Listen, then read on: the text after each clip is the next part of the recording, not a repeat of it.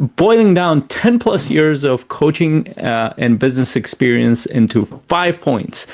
If you're starting out as a coach, you should be listening to at least the first 100 of your calls. Maybe not every call, but make it a goal to listen to first at least 100 of your calls in the next few months. I made this commitment, and partly it was from Rich Litvin when I had read this book, The Prosperous Coach, but it was also partly Brennan Burchard, partly as I was realizing the more involved I was as a coach when I was which means that I was actually serving people, supporting people, doing coaching sessions, one-on-one or group. At that time, it was mostly one-on-one.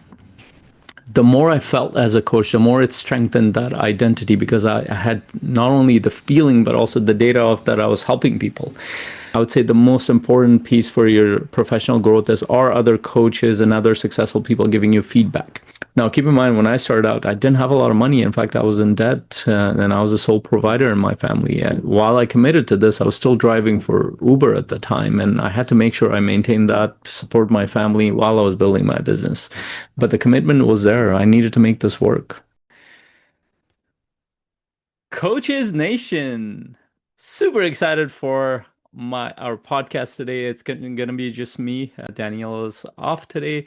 Going to be doing a solo podcast on boiling down 10 plus years of coaching and business experience into 5 points.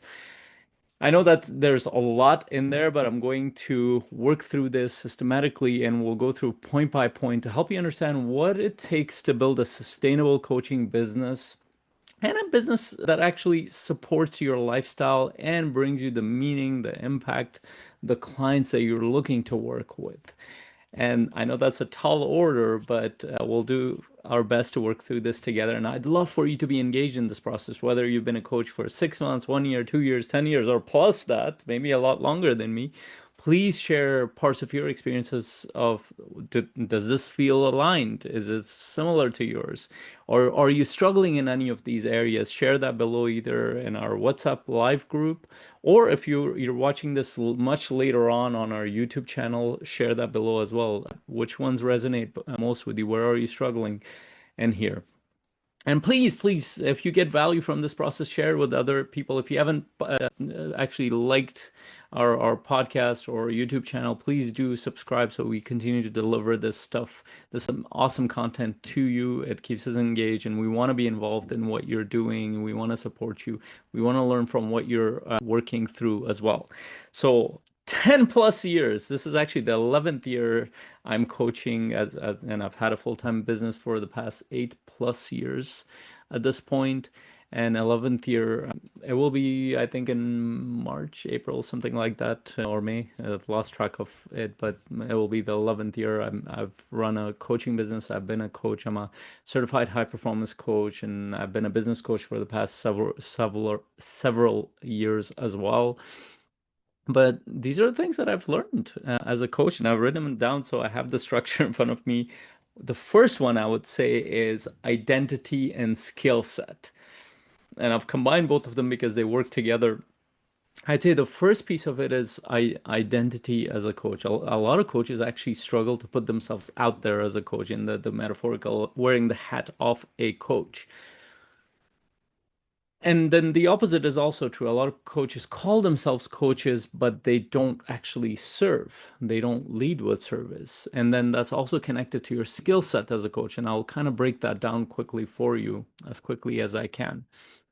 So when I started out as a coach, I had never run a business 11-ish years ago, never run a business, never been an official coach. Maybe in my life, I was somebody, people came to me and I listened well, I asked better questions, I guided them, and that's part of the reason what pushed me towards that journey. And I had been on my own growth journey, but I had never run a coaching business. So that's where the struggle was. So it was a struggle to even adapt the identity of a coach. Well, do I deserve this? And am I a good enough coach, or anything like that? And that is a hard one, because you actually don't know if you are. And many coaches will kind of, as they work through the mindset of it, they kind of convince themselves that they're a great coach, they're a good coach. But the problem is there is no evidence on the other side that supports that. By evidence, I mean, especially from a business point of view, nobody has paid you consistently for you to be a coach. And if they have, Do you, can you, are there multiple people? Are you getting referrals? Are you getting your network sending people to you? If they're not, then you haven't tested it yet. So yes, there's an initial mindset piece of it that you need to be open to putting yourself out there, and that takes courage. But then now there's data that needs to come in, and that's the part that nobody knows. I don't even know when I'm working with coaches whether or not this will, if they've never put it out there. I'm like, this, we'll have to run the experiment. You got to put yourself out there and start reaching out to people and supporting people to see where your skill set level is at. Even if you know the theory, even if you've gone through the journey, you don't know until you put yourself out there. So that's the first piece, is that identity. Now, how are skills built in coaching? It's definitely not just built in certifications and courses that you've taken, all that stuff. All that I call theory. That's like 10% of the work. The 90% of the work is when you actually put yourself out there and you're in live coaching sessions. One of the biggest commitments that I made as a coach, it was decades ago, sorry, not decade, years ago, when I made a commitment. This was maybe third year into my coaching business, and I made this commitment. And partly it was from Rich Litvin when I had read this book, The Prosperous Coach, but it was also partly Brennan Burchard, partly as I was realizing the more involved I was as a coach when I was doing, which means that I was actually serving people, supporting people, doing coaching sessions, one-on-one or group. At that time, it was mostly one-on-one. The more I felt as a coach, the more it strengthened that identity, because I had not only the feeling, but also the data of that I was helping people. So I made a commitment that on the days that I'm working, I'll have at least one coaching session booked. I didn't care if it was paid or unpaid. So every 5 days a week, every day I had a session booked. To this day, I've kept that commitment. In fact, I have too many sessions at times on weekdays.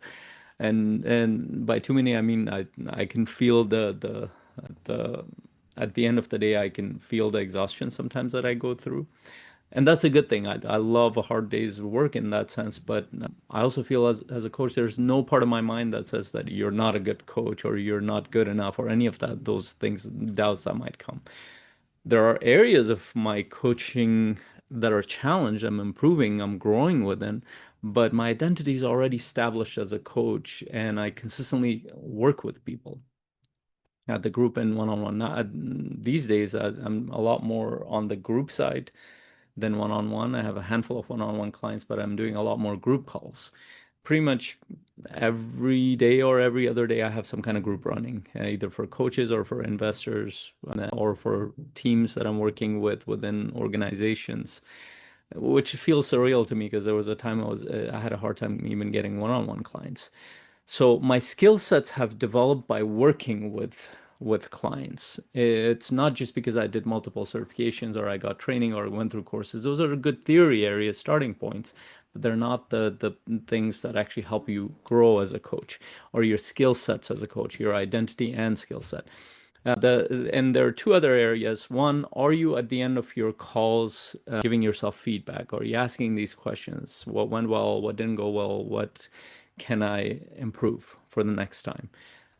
Are you actually listening to your calls? If you're starting out as a coach, you should be listening to at least the first 100 of your calls. Maybe not every call, but make it a goal to listen to first at least 100 of your calls in the next few months.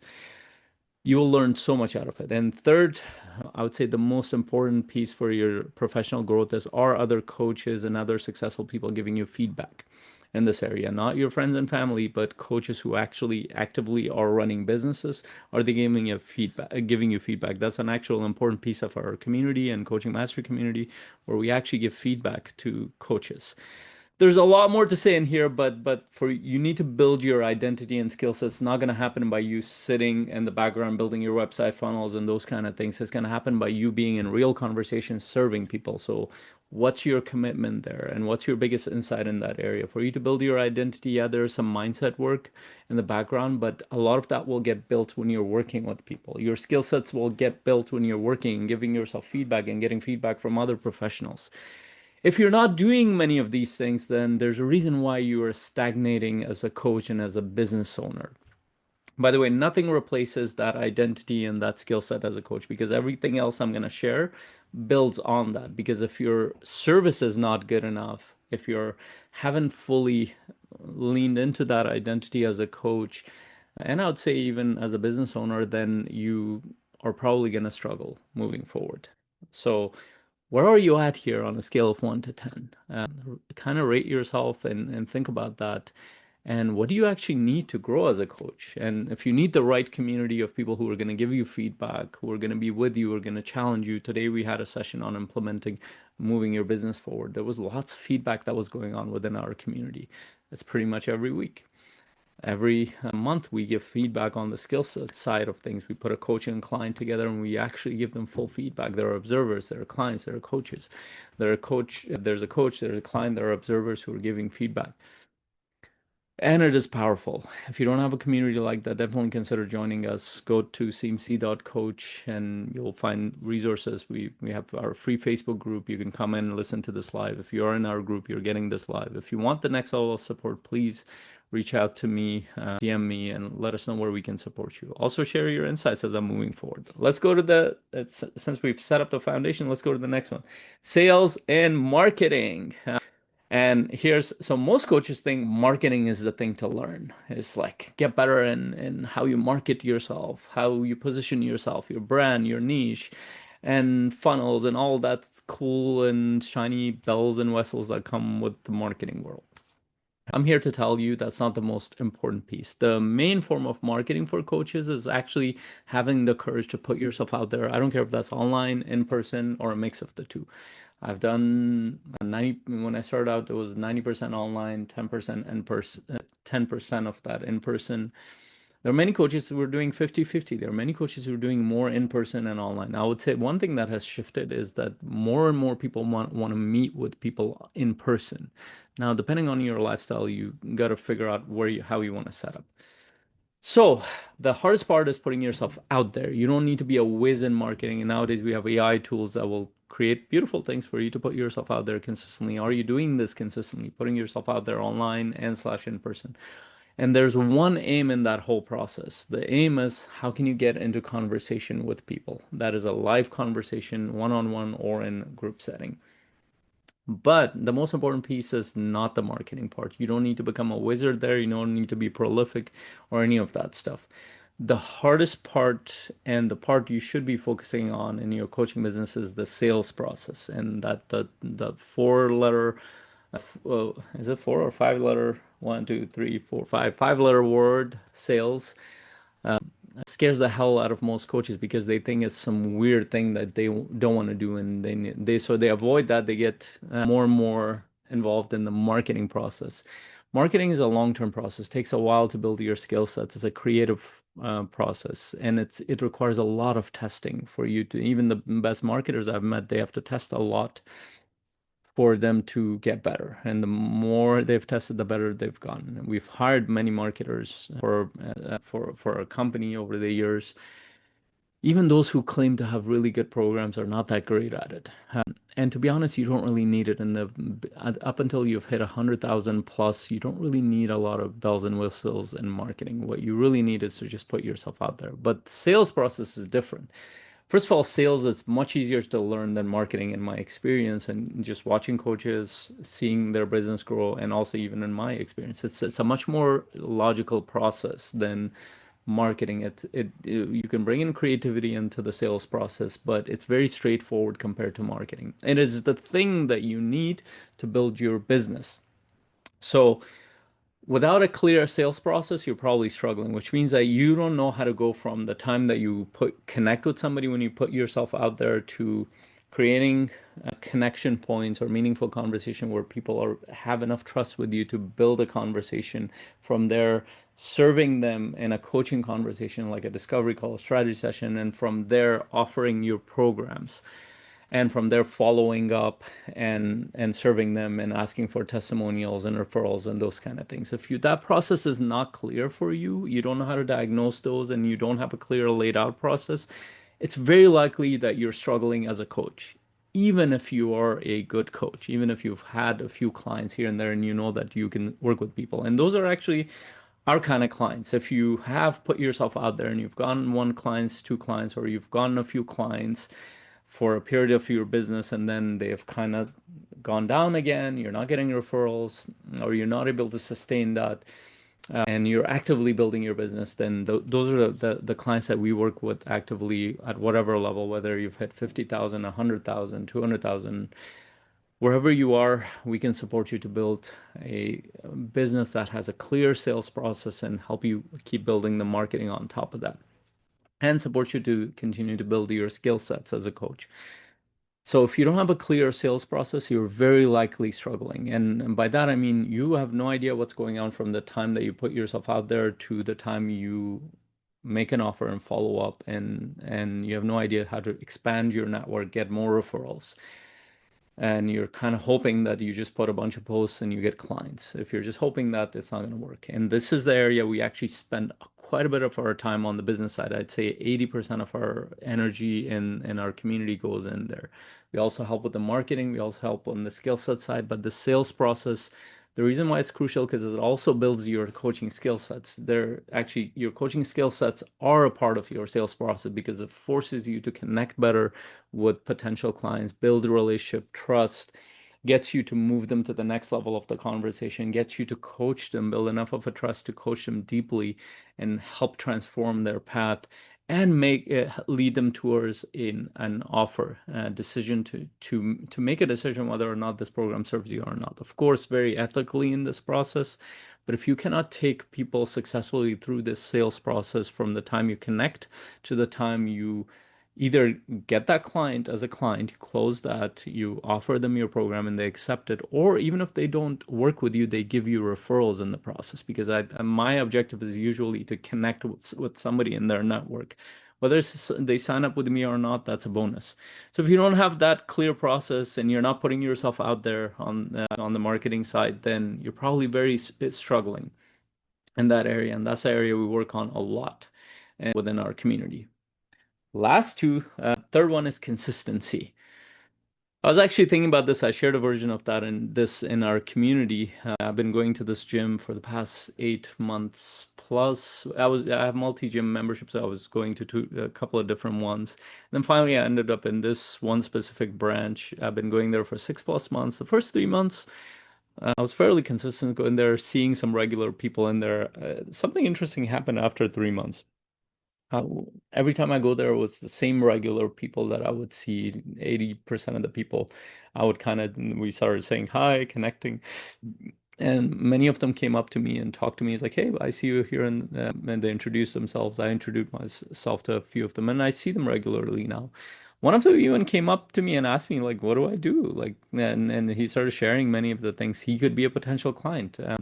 And the process, not that I went there for that specific purpose, but my consistency in that space, in that gym space, got people to start connecting with me. And I have a feeling if I show up longer and longer there consistently in that space, in that context, more and more people will trust me.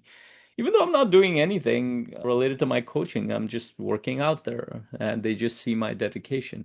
That's the case with pretty much everything we do, whether it's putting yourself out there consistently, consistently building conversation, consistently asking for referrals, consistently working on your skill sets, getting feedback on your process. Consistency changes everything.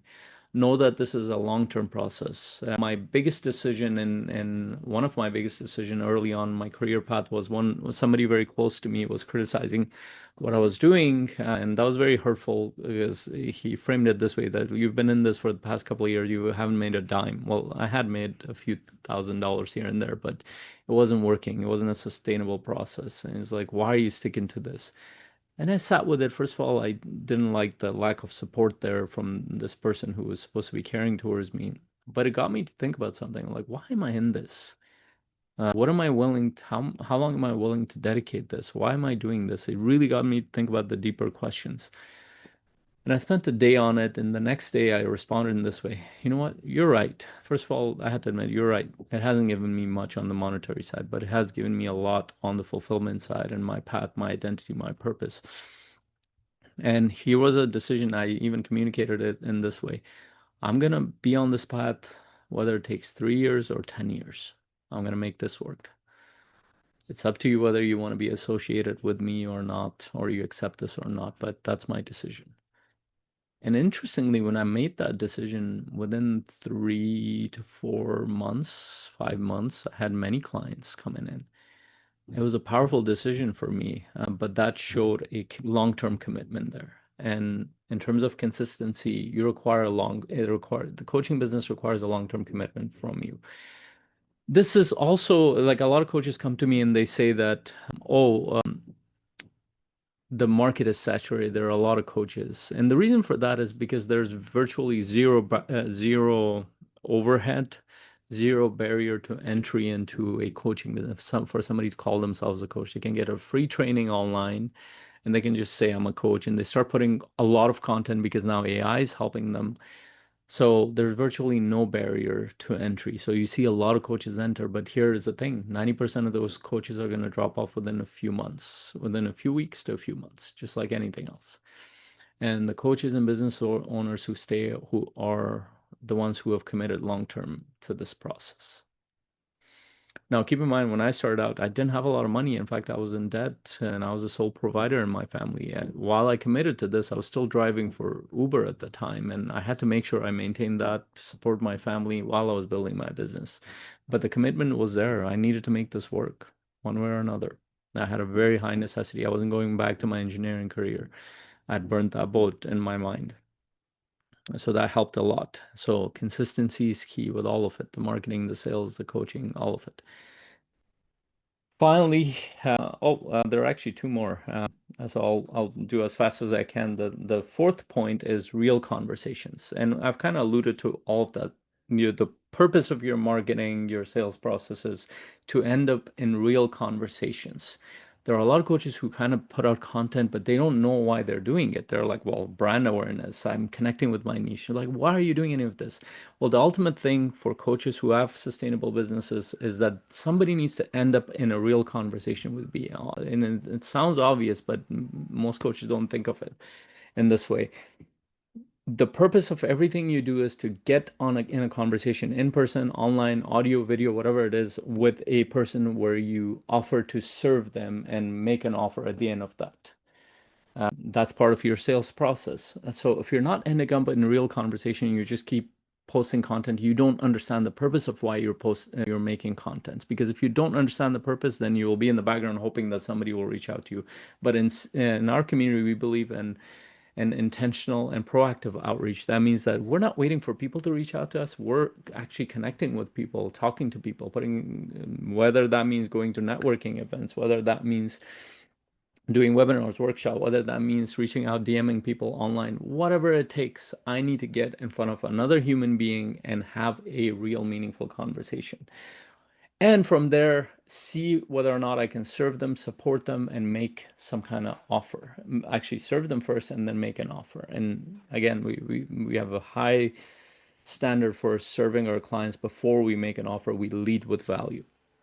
So know the purpose of why you're doing something. It's not for you get too involved in the process, you forget the purpose of why you're doing it. It's your purpose is not to build funnels, not to create more content, not to create more of other things. Is to get in a conversation one person in front of one person at a time. Now you could also do this at a group level, but you get the point. Last point, offers plus follow-up. So for the last point, if you're not having real conversations, you don't have a business. And then that leads to the last point, point number 5, which is offers plus follow-up. That's part of your sales process. The last actually 2 to 3 pieces of your sales process is offers and follow-up. If you're having a lot of conversations, but none of them are leading to an offer call or an offer for your coaching program, then you don't have clients. And we've had coaches who have a lot of followers, like thousands of followers. They have a lot of conversations, meaningful, but something stops them from making the offer. Maybe that's some scarcity mindset. Maybe there's some money issue. Maybe that's their offer is not clear, whatever the case, but they're not making enough offers. Ultimately, once you have real conversation, it ends up in a numbers game, which means that are you making enough offers and what is enough? Which means that, and then this is a target I give to a lot of our coaches that come in. Make 100 offers, which means take 100 people through your process, make the offer, and keep following up with those 100 people. And my claim is that if you did that consistently over the next few months, you will get at least 8 to 10 clients to sign up for your offer, assuming your coaching is good. It's serving people. There's value of it in the marketplace, which means the client gets to decide that, not you. And you're making clear offers. If you're not doing that, there you don't have clients. So are you making offers and all you following up? Most of the time when you make an offer, people don't, and there are exceptions. Sometimes people will sign up right there, but well over 90% of the time you'll need to follow up multiple times. And when you follow up multiple times and add value, that might take 2 weeks, that might take 3 months, that might take 6 months or 1 year for somebody to sign up. But you're consistently following up either for them to sign up or connect you to a referral if you've served enough. And if you do that long enough, your network will expand, you will connect with more people, you'll serve more people, you will get more referrals, and in the process, you're also improving your skill sets as a coach. In fact, it will force you to do that. But most coaches who are doing all the other things, they have the identity, they have the skill set, they're putting themselves out there, they have a sales process, they're consistent what they're doing, but they're not making enough offers and they're not following up enough. And they're making an offer and they're moving on to the next person, but they're not following up with that person. They're not leading with value. So, just a review, we went through 5 things: your identity and skill set as a coach. Keep putting yourself out there consistently and own your identity as a coach, but test it out in the marketplace and build your skill set while you're doing the work, not theoretically with courses and certifications and programs. 2 was sales and marketing. Marketing being the less of the more important skill set. Marketing is just putting yourself out there in person or online, and sales process is the thing you need to focus on. And that's what will push you as a coach to learn and grow. And third one was consistently be consistent in putting yourself out there, building a sales process, working with people consistently, make a commitment to work with at least one client a week. Ideally, you should have at least 3 ongoing clients, paid or unpaid, not just coaches you practice with, but actually people outside of the coaching world. Build real conversation. The purpose of everything you do in this business is build real conversations and serve them. Lead with service. When you've helped enough people, you'll get what you want. Jim Rohn. 5th, the final point, make offers and keep following up, lead with value. If you did that 100 times in the next few months, you will have 8 to 10 clients. That's my promise to you. If you don't, reach out to me and I'll personally support you. I hope you got a lot of value from this. If you're listening to this live in our community, please share your insights and thoughts and feedback here. And does this feel aligned with with what you're doing, or are there areas you're missing, or did this sound completely bullshit to you? If it did, please share that to you as well. If you're listening to this on our podcast or YouTube, please share this with a coach who will get value from this. Share your insights below. I'd love to hear from you. And you'll see links below this. If you're seeing this outside of our community, please join our community for free. It will serve you a lot. We want to hear from you. Until my next conversation, hope you have an incredible day. Bye.